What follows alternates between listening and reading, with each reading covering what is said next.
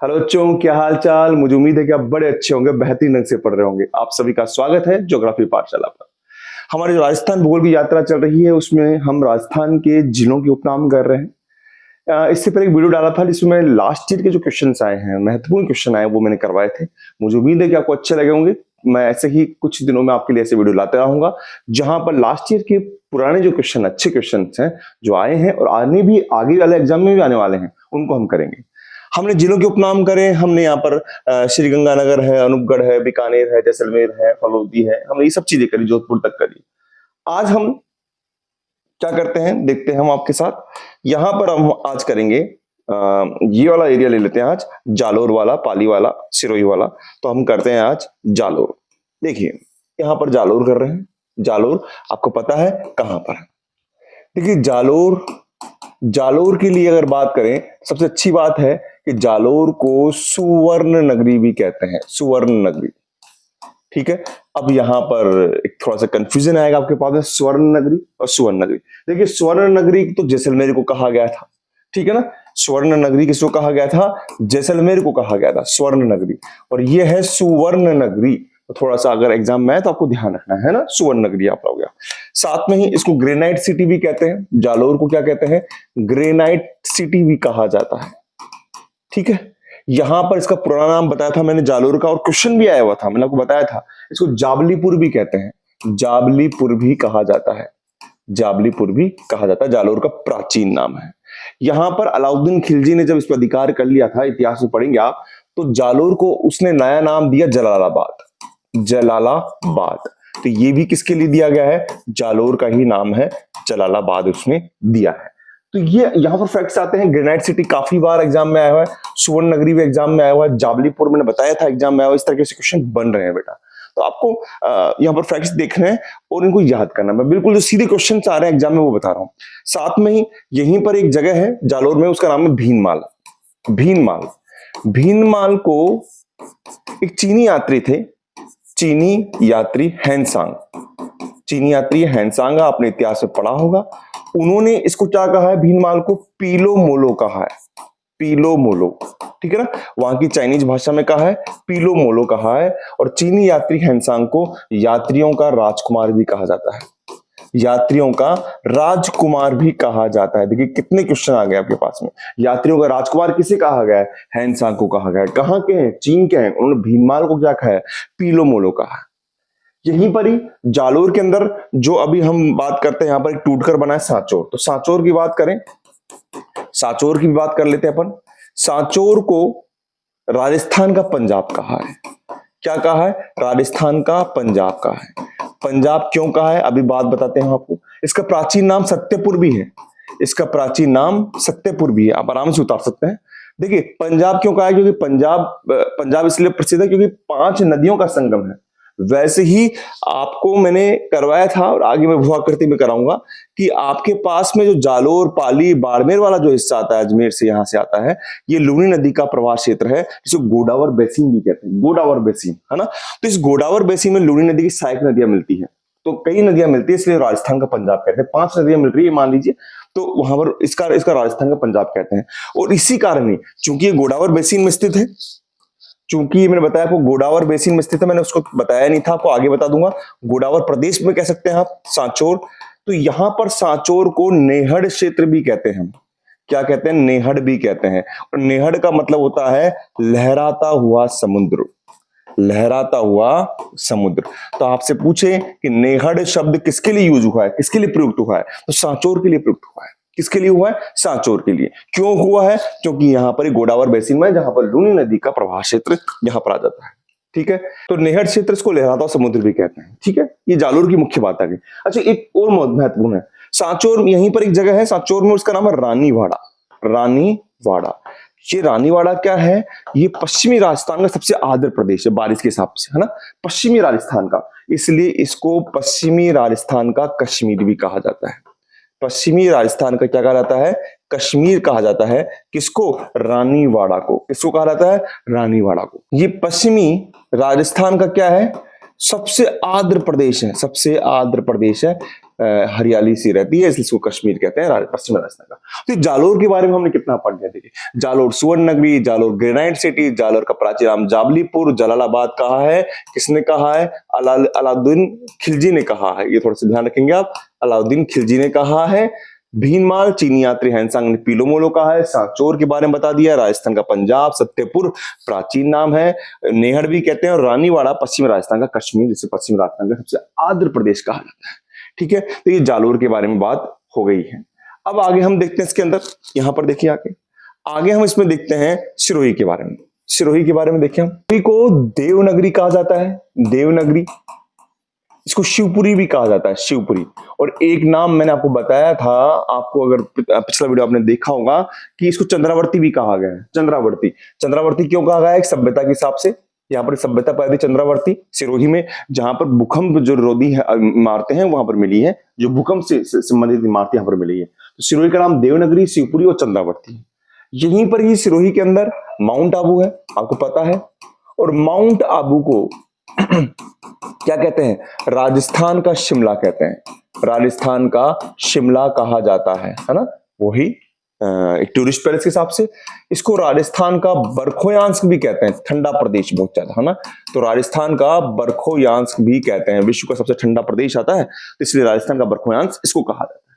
ठीक है, ये माउंट आबू हो गया। अच्छा, आपको बताओ, अगर बात करें, हमने तो ये बात करी थी यहाँ पर कि मतलब पश्चिमी राजस्थान का माउंट आबू किसे कहा गया है, तो हमने बात की थी हल्देश्वर पहाड़ी पर पिपलूद, किसकी बात की थी? हमने पिपलूद की बात की थी। अच्छा, आगे हम देखते हैं इसके अंदर, यहीं पर ही एक माता का मंदिर है जिसका नाम है अर्बुद माता, अर्बुद माता का मंदिर है ना। उनको राजस्थान की वैष्णो देवी कहते हैं, उस स्थान को राजस्थान की वैष्णो देवी कहते हैं, ये हमने बात करी थी।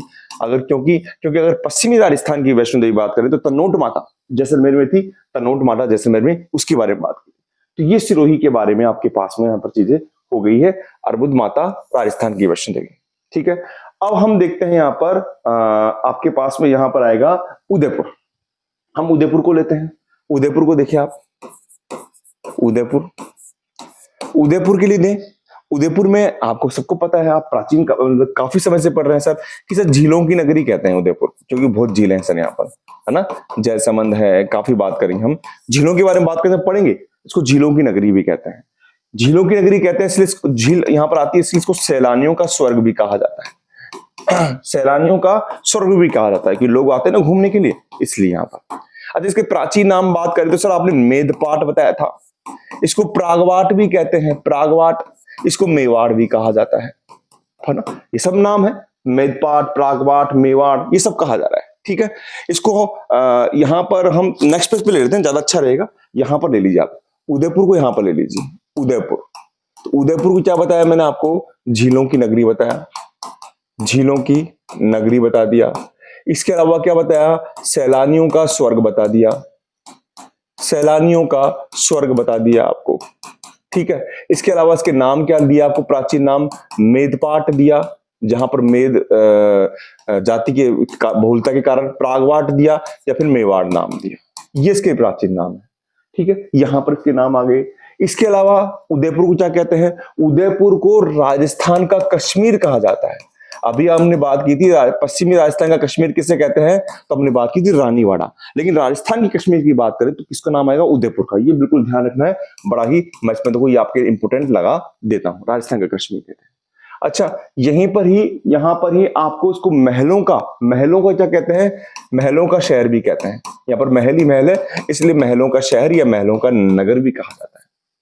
ठीक है, तो झीलों की नगरी होगी, सैलानियों का स्वर्ग हो गया मेदपाट, राजस्थान का कश्मीर। इसको पूर्व का वेनिस भी कहते हैं, पूर्व का वेनिस, पूर्व का वेनिस है ना। हमने बात करी थी राजस्थान का पेरिस किसे कहते हैं, तो जब हमने जयपुर की बात की थी, पूर्व का वेनिस है।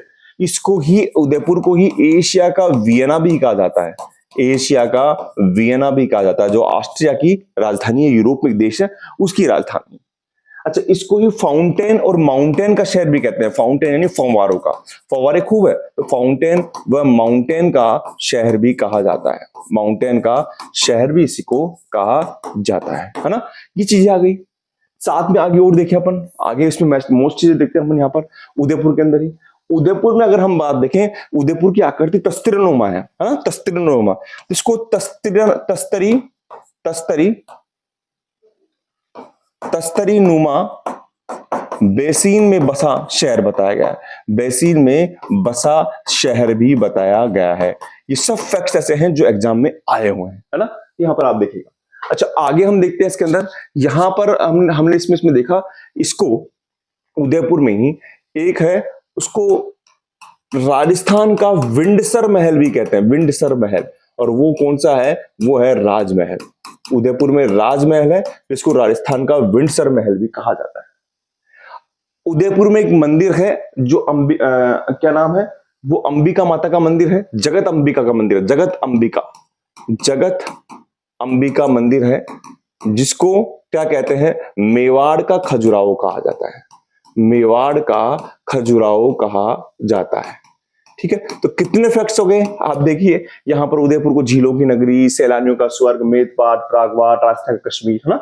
यहाँ पर मोस्ट क्या लिखा है? राजस्थान का विंडसर महल, राजमहल कहां पर है? उदयपुर में। मेवाड़ का खजुराहो, जगत अंबिका। हमने बात करी थी मेवाड़ का खजुराहो जगत अंबिका है, लेकिन हमने और भी बात की थी। हमने बात की थी इसके अंदर कि राजस्थान का खजुराहो कहाँ है, वो आप बताइए मुझे, कमेंट बॉक्स में बताइए, आंसर दीजिए आप इसको। मैं आपको पढ़ा चुका हूं पहले, है ना। फिर हम आगे बात करेंगे। ठीक है, तो ये उदयपुर के बारे में सब चीजें आ गई। अब इसके साथ ही यहां पर एक है सलम्बुर। उसके बारे में पढ़ते हैं। सलम्बुर के बारे में जो अलग जिला बना है सलम्बुर, यहां पर पढ़ लेते हैं। सलम्बुर को चूड़ावती है ना, चूड़ावतों, उनकी जागीर के रूप में है। तो चूड़ावत जो शासक थे, उनकी जागीर के रूप में सलम्बुर फेमस रहा है, प्रसिद्ध रहा है। यहीं पर ही एक सलम्बुर में स्थान है सराड़ा। क्या नाम है? सराड़ा, जिसको मेवाड़ का काला पानी कहते थे। यानी कोई भी अगर किसी को जेल में डालना होता था तो सख्त सजा देनी होती थी। सराड़ा जेल थी, तो मेवाड़ का काला पानी किसको कहते थे? सराड़ा को कहते थे। यहीं पर ही एक स्थान है, जगह है चावंड, जिसको क्या कहा है? मेवाड़ की संकटकालीन राजधानी कहा है। मेवाड़ की संकटकालीन राजधानी कहा है। आप जब पढ़ेंगे तो महाराणा प्रताप से रिलेटेड भी पढ़ेंगे, इतिहास में पढ़ेंगे कि इसको राजधानी कितनी बार बनाया गया था। तो मेवाड़ की संकटकालीन राजधानी किसे कहा गया है? चावंड को। संकटकालीन राजधानी किसे कहा गया है? चावंड को कहा गया है। देखिए आप कितने फैक्ट्स काम हो गए आपके पास में। झीलों की नगरी, सैलानियों का स्वर्ग, मेदपाट, प्रागवाट, मेवाड़, राजस्थान का कश्मीर बहुत मोस्ट है, महलों का शहर, पूर्व का वेनिस, एशिया का वियना, फाउंटेन और माउंटेन का शहर, तस्तीनुमा बेसिन में बसा शहर, राजस्थान का विंडसर महल, राजमहल, मेवाड़ का खजुराहो, जगत अंबिका। कौन सा? जगत अंबिका मंदिर। सलम्बुर के बारे में बात करें, चूड़ावतों की जागीर कही गई है, मेवाड़ का काला पानी सराड़ा, और मेवाड़ की संकटकालीन राजधानी चावंड कही। यहीं पर ही उदयपुर को हम व्हाइट सिटी भी कहते हैं। क्या कहते हैं? व्हाइट सिटी भी कहा जाता है उदयपुर को। ठीक है, और ये मेवाड़ की संकटकालीन हो गई, यानी आपातकालीन राजधानी।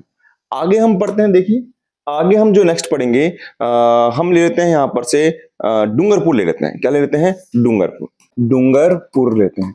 और नाम से पता पड़ेगा, डूंगर यानी पहाड़, तो इसको पहाड़ों की नगरी कहा जाता है। पहाड़ों की नगरी या पहाड़ों की रानी भी कह देते हैं। भीलों की पाल, क्योंकि यहां पर भील है तो भीलों की पाल भी कहा जाता है।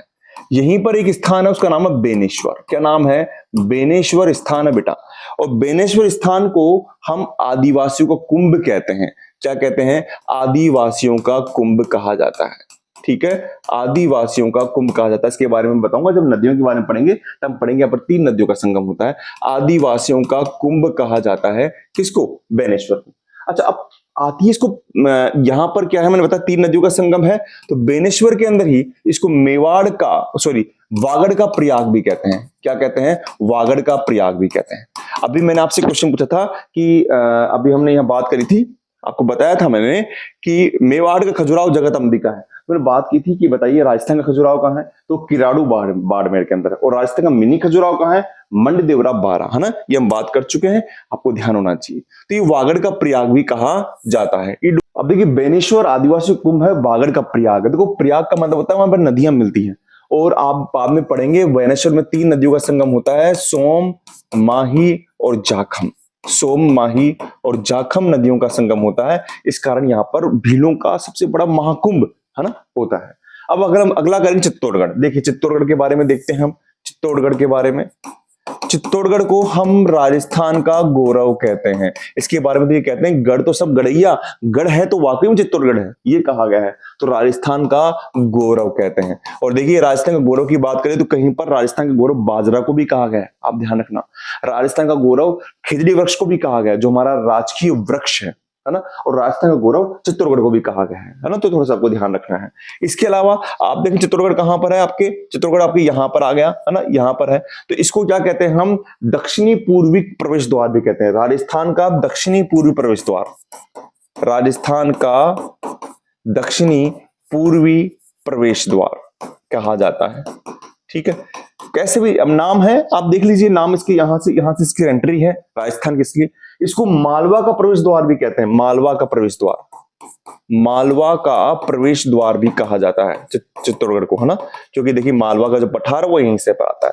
इसका पुराना नाम चित्रकूट भी है, चित्रकूट भी है। अच्छा, यहां पर देखिए रावत भाटा है, जो जहां पर अणुशक्ति होती है, परमाणु शक्ति होती है, और यहां पर मीरा के लिए प्रसिद्धि है, इसलिए इसको भक्ति व शक्ति की नगरी भी कहा जाता है। भक्ति व शक्ति की नगरी भी कहा जाता है। भक्ति व शक्ति की नगरी किसको कहते हैं हम, चित्तौड़गढ़ को कहते हैं। ठीक है, आगे हम इसमें देखते हैं। यहां पर देखिए, यहां पर अगर हम देखें तो यहीं पर ही चित्तौड़गढ़ के अंदर ही है ना, राजस्थान का वेल्लोर, राजस्थान का जो वेल्लोर है वो कहा जाता है भैंसरोडगढ़ दुर्ग को। भैंसरोड जो गढ़ दुर्ग है, किला है, उसको राजस्थान का वेल्लोर कहा जाता है। ठीक है, अच्छा इसको मेवाड़ का, यहां पर मेवाड़ का हरिद्वार भी कहते हैं। यहां पर एक स्थान है जो बहुत अच्छा मेला भरता है, मार्त कुंडिया का मेला। मार्त कुंडिया का मेला कहां भरेगा, चित्तौड़गढ़ में भरेगा, जिसको राजस्थान का मेवाड़ का हम हरिद्वार भी कहते हैं। राजस्थान की अनुनगरी, राजस्थान की अनुनगरी, काफी नाम है बेटा। और अनुनगरी को हमने बात की थी आपसे, ये रावत भाटा को कहते हैं, जो कि परमाणु ऊर्जा संयंत्र है राजस्थान का, है ना। ठीक है ना, तो रावत भाटा को कहते हैं। ठीक है, अच्छा यहीं पर ही भारतीय मूर्ति जो है, भारतीय मूर्ति कला का जो विश्व कोश है, जहां पर भारत की पूरी मतलब कई मूर्तियां लगी हुई है, और वो उसको भारतीय मूर्ति कला का विश्व कोश कहते हैं, वो है विजय स्तंभ। किससे कहते हैं, विजय स्तंभ को कहते हैं, जो कहां पर है, वो भी चित्तौड़गढ़ के अंदर है। तो देख लीजिए आप चित्तौड़गढ़ में क्या क्या पढ़ रहे हैं।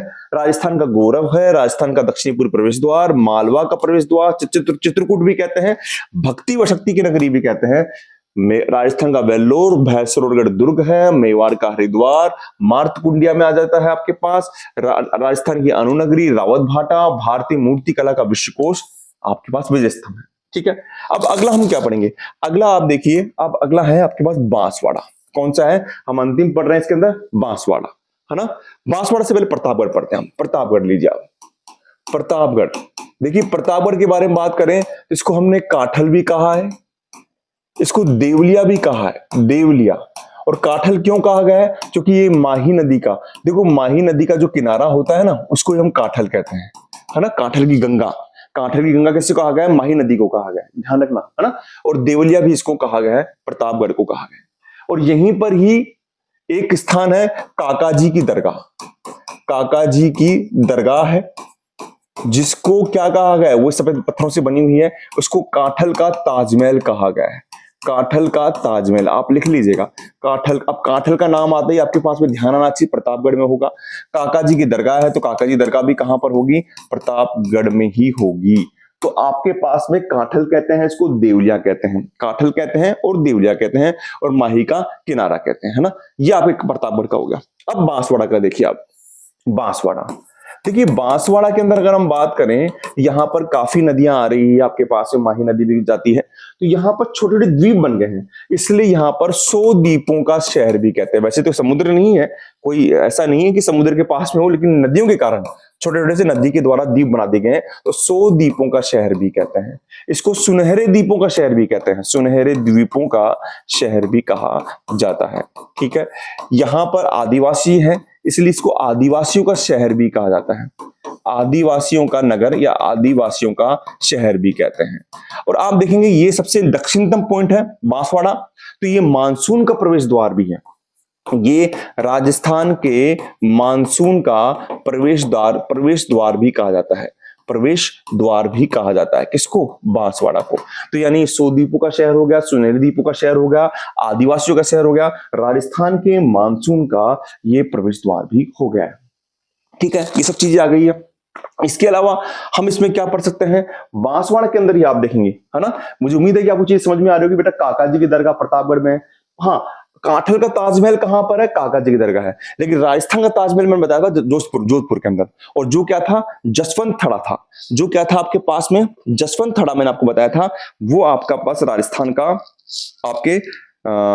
आपका ताजमहल था। ठीक है, अच्छा, इसके अलावा अगर हम देखते हैं यहां पर देखिए यहां पर एक स्थान है, वो है मानगढ़ बांसवाड़ा में मानगढ़ है। ठीक है, मानगढ़ को क्या कहते हैं? यहाँ पर बेटा किसानों की बहुत बड़ी सभा हुई थी, इतिहास में पढ़ेंगे तो अंग्रेजों ने यहाँ पर गोलियां चला दी थी, तो काफी लोग मारे गए थे, जैसे जलियांवाला बाग में मारे गए थे ना, वहां पर अमृतसर में, वैसे के वैसे ही। इसलिए इसको राजस्थान का जलियांवाला बाग भी कहते हैं। मानगढ़ को राजस्थान का जलियांवाला बाग भी कहते हैं, जलियांवाला बाग भी कहा जाता है। किसको? मानगढ़ को राजस्थान का जलियांवाला बाग भी कहते हैं, है ना। प्रतापगढ़ को हम छप्पन का मैदान भी कह सकते हैं, छप्पन का मैदान, ये भी थोड़ा सा लिखेगा, छप्पन का मैदान बांसवाड़ा प्रतापगढ़ दोनों को मिलकर कहते हैं। तो राजस्थान का जलियांवाला बाग क्या है? मानगढ़ है। ठीक है, ये आपको समझ में आ गया, क्योंकि यहाँ पर किसान जो थे उन पर काफी, जो एक सभा थी, शांतिपूर्ण सभा थी, वहां पर काफी लोगों को मार दिया गया था। ठीक है ना।